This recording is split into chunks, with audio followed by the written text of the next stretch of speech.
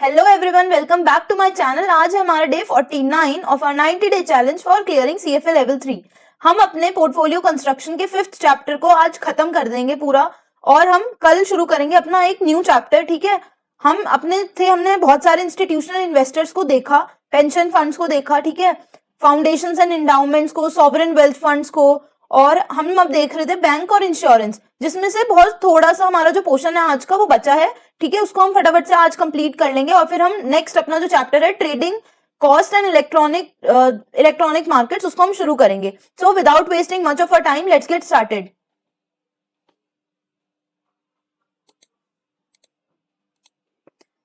अब इसमें हमने देखा था पहले वाले उसमें कि जो बैंक्स क्या काम करते हैं, जो इंश्योरर्स होते हैं वो क्या काम करते हैं, उनपे क्या क्या लीगल कंस्ट्रेंट्स है, क्या क्या उनके एसेट एलोकेशंस होते हैं। अब हम इसमें जो एक मेन फोकस है हमारा, जो डिफरेंट है फ्रॉम अदर्स, वो है हमारा बैलेंस शीट मैनेजमेंट। ठीक है, बैलेंस शीट मैनेजमेंट जो है, हम कैसे उसको मैनेज करते हैं वो बहुत इंपॉर्टेंट है अगर हम बैंक्स का केस या फिर इंश्योरर्स का केस देखें, और उसमें क्या क्या हमारी इन्वेस्टमेंट कंसिडरेशंस होती है।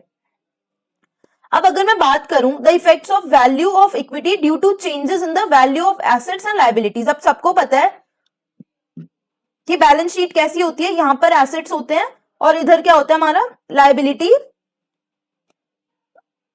ठीक है, और यहां पे होती है हमारी इक्विटी, सेम इक्वल होती है। ठीक है, यहां तक होती है। जस्ट अ सेकेंड, हाँ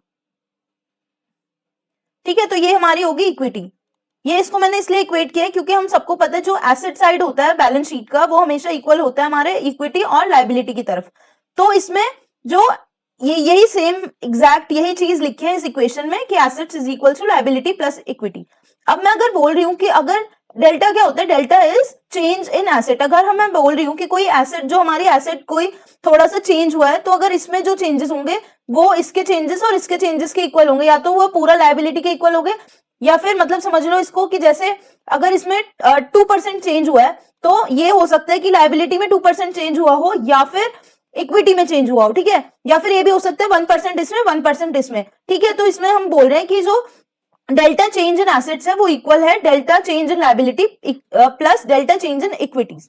ठीक है, अब इसमें जो ये वाला फॉर्मूला है वो मैं बताती हूँ कैसे डिराइव किया है। जैसे इसमें डेल्टा ए, ठीक है, यही सेम लिखा हुआ है। अब हमने क्या किया, इसको मल्टीप्लाई और डिवाइड किया ए से, is equals to delta L into में एल डिवाइड बाय एल, फिर हम ऐड करें प्लस डेल्टा इक्विटी। ये सेम ऐसे ही है, यही है ना।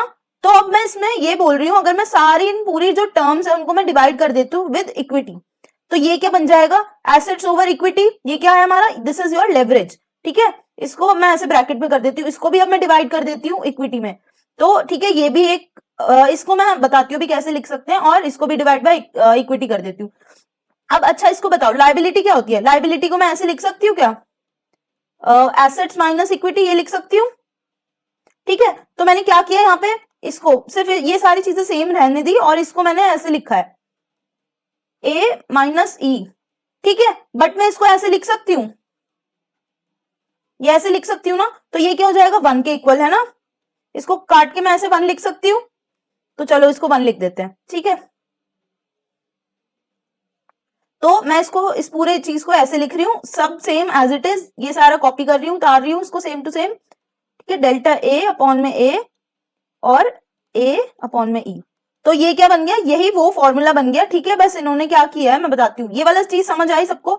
ठीक है, ये ऐसे करा हमने, इसमें कुछ नहीं किया। अब बस मैं जो ये इक्विटी वाला पोर्शन है ना, इसको मैं इधर वाली साइड भेज देती हूँ और इसको इधर भेज देती हूँ। ठीक है, तो इसको जब मैं ये पूरा करती हूँ तो हम इसको ऐसे लिख सकते हैं कि डेल्टा ई अपॉन में ई, इसको मैं वहां ले गई, फिर लायबिलिटी को हम एज इट इज लिख रहे हैं इनटू में ए अपॉन में ई माइनस 1। ठीक है, अब माइनस में ये क्या हो जाएगा, delta A upon A multiply by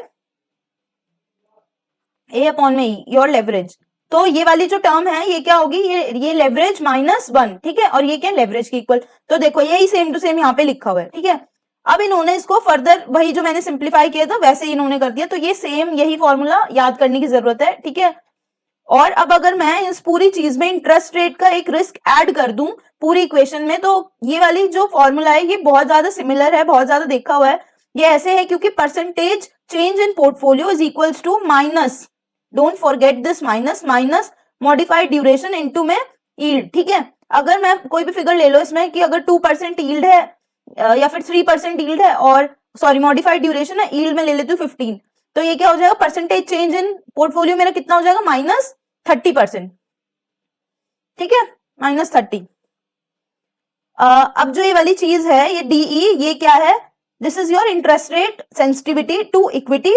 उसको मैंने कैसे लिखा हुआ है, वो किसके इक्वल है, इसमें बस इसको डेरिवेशन है पूरी, इसमें डेरिवेशन दी हुई है बुक में, but there is no need to learn और यूज दैट डेरिवेशन, बट ये जो फॉर्मूला है वो याद करना बहुत ज्यादा जरूरी है। बस इसमें ये डीकॉम्पोजिशन इसकी याद कर लो कि जो इंटरेस्ट रेट, अगर interest rate sensitivity to equity किसके इक्वल होती है, लेवरेज के इक्वल होती है, multiplied by interest rate sensitivity to your asset, ये वाला साइड, और सेम वही एग्जैक्टली बस इसमें जो ये वाली चीज है ना ये एक्स्ट्रा है, this is nothing but interest rate का जो चेंज है अपॉन में योर यील्ड का जो डिफरेंशियल है, ठीक है।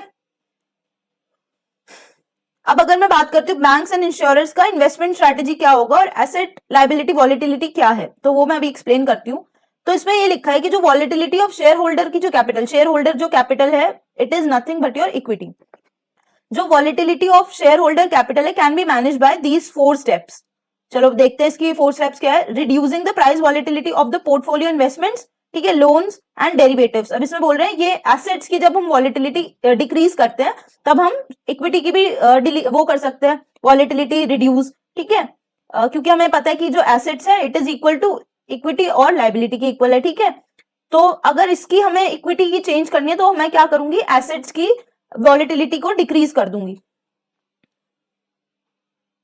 ठीक है, ये वाला पूरा डायग्राम याद रखना, ठीक है। सेकंड है हमारा lowering the volatility from unexpected shocks to claims, deposits, guarantees and other liabilities. अब हम क्या कर रहे हैं, एक बार एसेट्स को देखा फिर हम बोल रहे हैं कि लायबिलिटीज की हम चेंज कर देते वॉलेटिलिटी, तो इससे भी इक्विटीज पे कम फर्क पड़ेगा। अगर मान लो जैसे जो लायबिलिटीज है वो हमें पता है कि बहुत ज्यादा ना चेंज होगी, फ्रीक्वेंटली चेंज हो सकती है, तो हम क्या करेंगे कि जो हमारे डिपॉजिट्स है ना उनका हमारा चांसेस है कि बहुत ज्यादा क्लेम्स आ सकते हैं, तो मैं क्या करूंगी, ऐसी लायबिलिटीज को एक बफर जैसे बना के रखते हैं ना उसको करके, तो इससे क्या होगा, मेरी इक्विटीज में जो लॉसेस वगैरह आएंगे लायबिलिटीज के केस में चेंज होने से, तो मैं क्या करूंगी कि वो उसको, ताकि वो एब्जॉर्ब कर ले उस सारी चीज को, हम फिर क्या करेंगे, लिमिट करेंगे अपनी लेवरेज को, जो मैं अभी बता रही हूँ एक बफर वाला केस, ठीक है। तभी जो सेंट्रल बैंक्स होते हैं वो हमेशा यही करते हैं रिकमेंड कि कुछ ऐसे जो बोलते नहीं कि कुछ ना कुछ रिजर्व्स रखो सेंट्रल बैंक के पास या फिर अपने पास रखो। फोर्थ है हमारा attempting to achieve positive correlation between changes in the value of assets and liabilities. अब ये क्या बोल रहे हैं कि जो लायबिलिटीज है, अब हमें पता है कि वॉलेटाइल हो सकती है क्योंकि ऐसा कोई क्राइसिस वाली सिचुएशन आई तो हमें क्या होगा, जो हमारी ये लायबिलिटीज है वो बहुत ज्यादा चेंज होगी, उसकी वजह से हमारे पास ऐसे एसेट्स होने चाहिए, क्योंकि हमें पता है कि जो ये मैं बाद में बताऊंगी, ठीक है। इसमें ये बोल रहे हैं कि जो लायबिलिटीज है ना, जो भी उनका कैरेक्टरिस्टिक्स होगी वही मैच करते हुए एसेट्स की भी कैरेक्टरिस्टिक्स होनी बहुत ज्यादा जरूरी है, ठीक है। फिर ये वाला जो बहुत ही अगली लुकिंग फॉर्मूला है, this is actually not that much अगली, अगर हम इसको देखें वेरिएंस के टर्म्स में, ये हम देख चुके हैं पहले भी, ठीक है। This is nothing but your variance वाला जो फॉर्मूला है वही है, जिसमें बोलते हैं वेरिएंस ऑफ अ पोर्टफोलियो, जो हमने देखा है, ठीक है, वो किसके इक्वल होता है, वेट्स के इक्वल होता है। वेट्स अगर 1 वेटेड स्क्वायर, और किसके क्या करते हैं हम फिर, इसका कोरिलेशन, सॉरी इसका कोरिलेशन नहीं, इसका वेरिएंस लेते हैं हम, वेरिएंस ऑफ 1 का स्क्वायर प्लस में फिर वेट ऑफ 2, जो सेकंड वाला हमारा एसेट है, प्लस उसका वेरिएंस, ठीक है, उसका स्क्वायर प्लस 2 इंटू दोनों के वेट्स, दोनों के वेरिएंस प्लस उनके आपस में जो कोरिलेशन है वो, तो वही सेम एग्जैक्टली यही है, बस उसमें ये थोड़े ये देखो ये इसमें वेट होंगे, ठीक है, सेम वही है, सेम वही फॉर्मूला है, उसको ही जस्ट इन्होंने थोड़ा इसके वेरिएबल्स को चेंज किया है। अगर मैं इस ग्राफ की ये जो पूरा डायग्राम है इसकी बात करूं तो इसमें बोल रहे हैं कि जितना ज्यादा हमारी देखो जितना ज्यादा ये वाली क्या है, this is negative correlation and this is positive correlation, जितना ज्यादा कोरिलेशन कम होती है, ठीक है, जितना ज्यादा कोरिलेशन कम होती है उतनी हमारी क्या होती है, वॉलेटिलिटी भी कम होती है, ठीक है। और देखो जितना ज्यादा हमारा ये जो डॉटेड ग्राफ्स है, डॉटेड ग्राफ्स क्या है, beginning equity to asset ratio, जितना ये इसको लेवरेज बोल सकते हैं, ठीक है, जितनी कम हमारी, जितना लेवरेज हमारी रिड्यूस होती है उतना क्या होता है, हमारी वॉलेटिलिटी भी रिड्यूस होती है, ठीक है। यही हर एक ग्राफ के साथ हर एक जैसे जैसे हमारी लेवरेज कम हो रही है वैसे वैसे हमारी वॉलेटिलिटी भी कम हो रही है, ठीक है। अब इसमें क्या है, इसमें ना डिफरेंट इन्वेस्टमेंट स्ट्रेटेजीज हैं and effects to assets and liability volatility दे रखी है। जैसे अगर हम कोई पोर्टफोलियो जो स्ट्रेटेजी है उसको हम कंसिडर करें कि हम डाइवर्सिफाइड फिक्स्ड इनकम इन्वेस्टमेंट्स ले रहे हैं, तो वो क्या करेगी, डिक्रीज करेगी। ये है हमारा एसेट साइड में, क्योंकि ये देखो किसको कर रही है, वॉलेटिलिटी ऑफ एसेट्स को डिक्रीज कर रही है, क्योंकि हम डाइवर्सिफाइड फिक्स्ड इनकम इन्वेस्टमेंट्स ले रहे हैं, ठीक है। अगर मैं हाई क्वालिटी बॉन्ड या डेट इंस्ट्रूमेंट्स ले रही तो वो भी डिक्रीज करिए मेरी एसेट को, डिक्रीज करिए एसेट को नहीं, डिक्रीज करिए वॉलेटिलिटी ऑफ एसेट्स, ठीक है। अगर मैं मेंटेन कर रही हूँ reasonable balance between assets and liability durations, key rates, duration and sensitivity to, ये सारे क्या है, ये सारे टर्म्स कहां पे पढ़ी हमने, फिक्स इनकम में, तो उससे क्या होगा, हमारा कोरिलेशन इंक्रीज हो जाएगा, ठीक है। और अगर मैं बात करूं कॉमन स्टॉक इन्वेस्टमेंट्स की, तो उससे क्या होगा हमारी, अगर जब मैं स्टॉक्स में इक्विटीज में अपना जो प्रपोर्शन है वो इंक्रीज कर रही हूँ, तो उससे क्या होगा, volatility of my asset side वाला चीज इंक्रीज हो जाएगी, ठीक है। उससे क्या होगा, कोरिलेशन डिक्रीज हो जाएगी, ठीक है। दिस इज योर कोरिलेशन, जो ये वाला ऐसे वाला सिंबल है ना पी वाला, दिस इज योर कोरिलेशन, ये याद रखना, इसमें कंफ्यूज मत होना। डेरिवेटिव्स, ट्रांसपेरेंसी और कोलेटरलाइजेशन, जब हम कोलेटरल रखने लगते हैं तो इससे क्या होगा, मेरी एसेट्स की जो वेरिएंस या फिर वॉलेटिलिटी है वो डिक्रीज होगी, और किसकी होगी, लाइबिलिटी की डिक्रीज होगी, और मेरा जो कोरिलेशन है वो इंक्रीज होगा। लिक्विडिटी ऑफ पोर्टफोलियो इन्वेस्टमेंट, ये इसमें पता है कैसे आ सकता है, मेरे को जहां तक लग रहा है क्वेश्चंस, कि हमें ये दे सकते हैं कि पोर्टफोलियो स्ट्रेटेजी दे दी और उसमें हम बताएंगे कि क्या इसमें इफेक्ट करेगा, ये किस साइड पर, ठीक है। लिक्विडिटी ऑफ पोर्टफोलियो इन्वेस्टमेंट्स अगर चेंज होती है, क्योंकि लिक्विडिटी चेंज हो रही है, तो उससे क्या होगा, डिक्रीज होगा हमारा वॉलेटिलिटी ऑफ एसेट्स। सरेंडर कर रहे हैं हम पेनल्टीज, तो इससे क्या होगा, लाइबिलिटीज पे इफेक्ट पड़ेगा। प्रिडिक्टेबिलिटी ऑफ अंडरराइटिंग लॉसेस से भी लाइबिलिटी पे फर्क पड़ेगा। अब हम बात करें banks and insurance, implementation of portfolio decisions, portfolio के जो डिसीजंस होते हैं वो कैसे बनाते हैं। अब इसमें ये बोल रहे हैं, देखो हमें पता है कि जो बैंक्स है, जो मैं अभी बोल रही थी कि मैं अभी बताती हूँ, वो यही चीज बता रही हूँ मैं, कि जो बैंक्स है ना, जो पर्टिकुलरली बैंक्स की अगर मैं बात करूं, तो उनके पास एक, हमें पता है कि उनके पास एक कॉन्ट्रैक्चुअल क्या है, कमिटमेंट, कॉन्ट्रैक्चुअल कमिटमेंट क्या है, कि उनको उनके पास क्या आते हैं, डिपॉजिट्स आते हैं, तो वो उनको कभी ना कभी वापस करने पड़ते हैं, तो ये एक उनके पास बहुत ऊपर, बहुत ज्यादा उनके पास बड़ी लाइबिलिटी बन जाती है।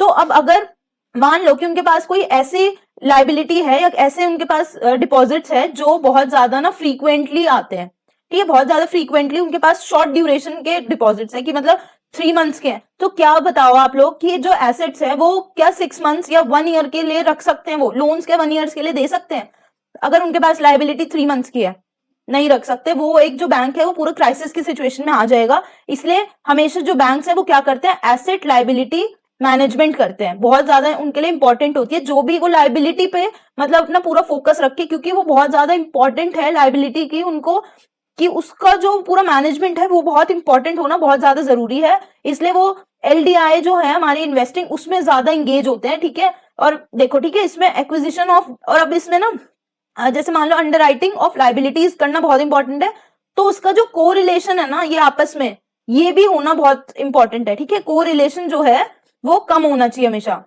ठीक है, क्योंकि अगर इसमें बोल रहे हैं कि जो एसेट्स है वो अगर चेंज हो रहे हैं तो लाइबिलिटीज भी चेंज होगी, तो उसका नहीं नहीं कोरिलेशन, ये मैं आपको बताती हूँ कि ठीक है ये क्या चीज है इसमें।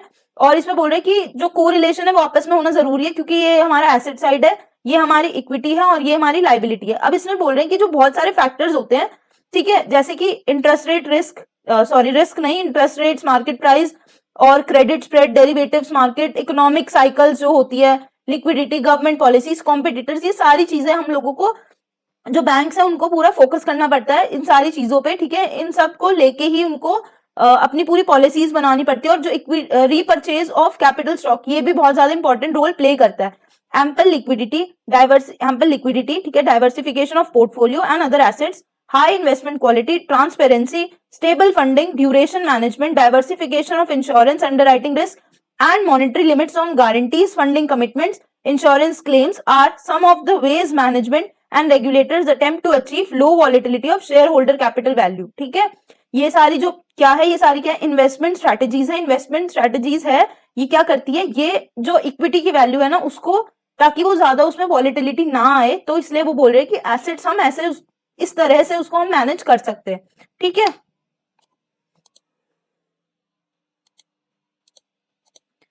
Like I have already said कि जो इसमें इसका कोरिलेशन होना चाहिए एसेट्स और जो हमारी लाइबिलिटीज का है वो हाई होना चाहिए, ठीक है। कोरिलेशन हाई इसलिए बोल रही हूँ मैं क्योंकि अगर लाइबिलिटीज में कोई चेंजेस आएंगे तो वही चेंजेस हमें एसेट्स पे भी करना पड़ेगा, क्योंकि ये जो लाइबिलिटी मैनेजमेंट का पूरा जो हमारा फोकस है वो एसेट्स से ही पूरा हो सकता है। ऐसे एसेट्स जब हम चूज करेंगे जिसमें जो लाइबिलिटी के साथ आपस में हाईली कोरिलेटेड हो, तभी पूरा हमारा जो एसेट लाइबिलिटी मैनेजमेंट का जो एक हमारा एम है वो पूरा हो सकता है, गोल पूरा हो सकता है, ठीक है।